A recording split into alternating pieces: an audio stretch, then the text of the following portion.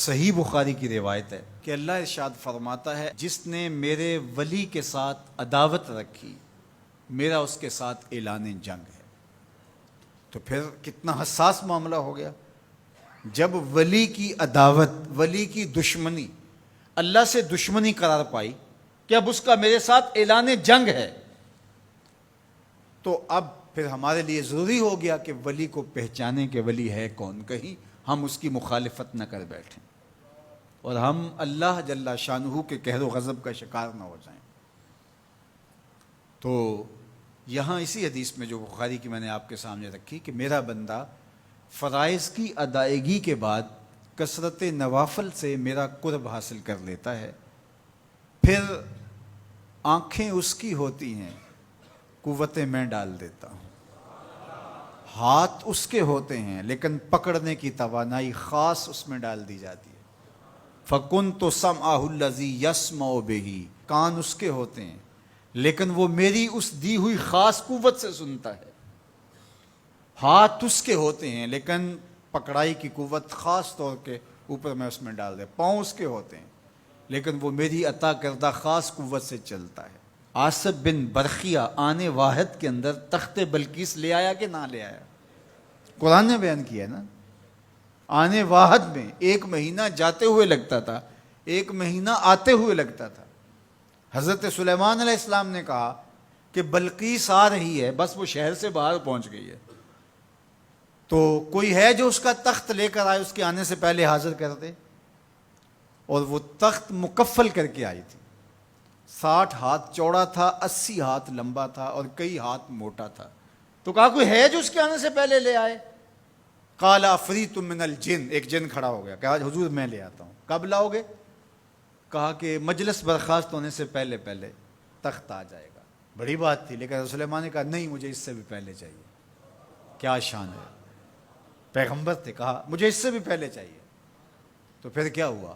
قرآن پڑھیے، قال الذی عندہ علم من الکتاب، جس کے پاس کتاب اللہ کے علم کا کچھ حصہ تھا۔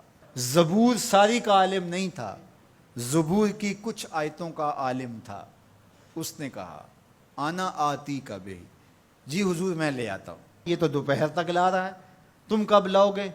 کہا قبل ان یرتد الیک طرفک، آپ آنکھ بعد میں جھپکیں گے، تخت پہلے پڑا ہوگا۔ یہ قرآن نے کہا ہے نا۔ اور ابھی حضرت سلیمان نے آنکھ جھپکی نہیں تھی تو تخت سامنے پڑا تھا۔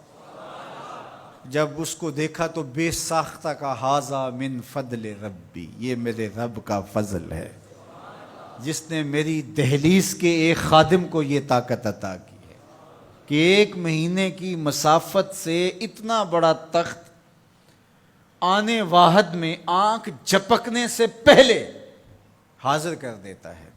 آنا آتی کا بے ہی، لفظ سنیے، آنا میں، آتی کا آتا ہوں، بے ہی اس کو ساتھ لے کے، یعنی میں ابھی گیا اور ابھی آیا اور تخت بھی لے آیا، اور وہ وہاں سے غائب بھی دکھائی نہیں دیا اور تخت بھی وہاں موجود تھا۔ اور حضرت سلیمان نے کہا کہ یہ میرے رب کا فضل ہے، اور اس کہانی کو میرے رب نے قرآن میں بیان فرمایا۔ جو کرامات پچھلے انبیاء علیہم السلام کی امتوں کے اولیاء کو حاصل تھیں، وہ اس امت کے اولیاء کو بھی حاصل ہو سکتی۔ جس طرح حضور نبیوں سے افضل ہیں، حضور کی امت باقی امتوں سے، اور حضور کی امت کے اولیاء باقی امتوں کے اولیاء سے افضل ہیں۔ تو جب ان کی یہ کرامت ہو سکتی ہے کہ آنے واحد میں تخت بلقیس لا سکتے ہیں، تو اگر اس امت کے کسی ولی کی ایسی کرامت بیان کی جائے تو اس میں طبیعت میں بے چینی کیوں پیدا ہو؟ یہ تو حضرت سلیمان کی امت کے ولی کو بھی اللہ کمال دیا ہے، تو محمد عربی کے غلام کو کیوں نہیں دے سکتا؟ تو جو حضرت شاہ نقشبند بخاری علیہ رحمہ کا ذکر کیا جاتا ہے کہ جب آپ کی خادمہ کو اور آپ سے عقیدت کا دھم بھرنے والی خاتون کو کابل میں محل کی چھت سے دھکا دے دیا گیا، اور جب وہ نیچے پہنچی تو حضرت شاہ نقشبند بخاری علیہ رحمہ نے اس کو جو ہے وہ آسانی کے ساتھ زمین پہ رکھ دیا، تو حیرت سے آنکھیں پھٹی رہ جاتی ہیں اور پوچھتی ہیں کہ آپ کب آئے، آپ تو بخارے میں تھے؟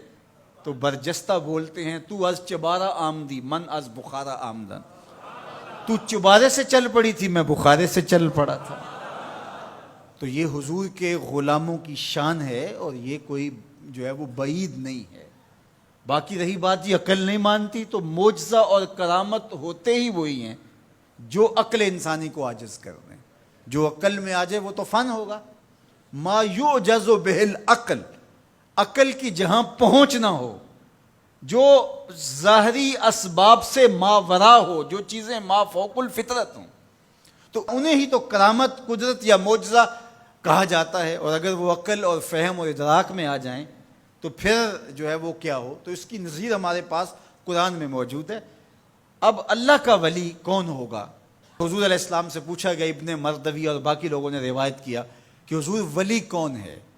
تو حضور علیہ السلام نے ارشاد فرمایا، اذا رؤوا ذکر اللہ، جس کو دیکھو خدا یاد آ جائے، جس کو دیکھنے سے رب یاد آ جائے، جس شخص کی صحبت میں بیٹھ کے رغبت دنیا کم ہو اور رغبت آخرت بڑھ جائے، اس کی صحبت غنیمت سب۔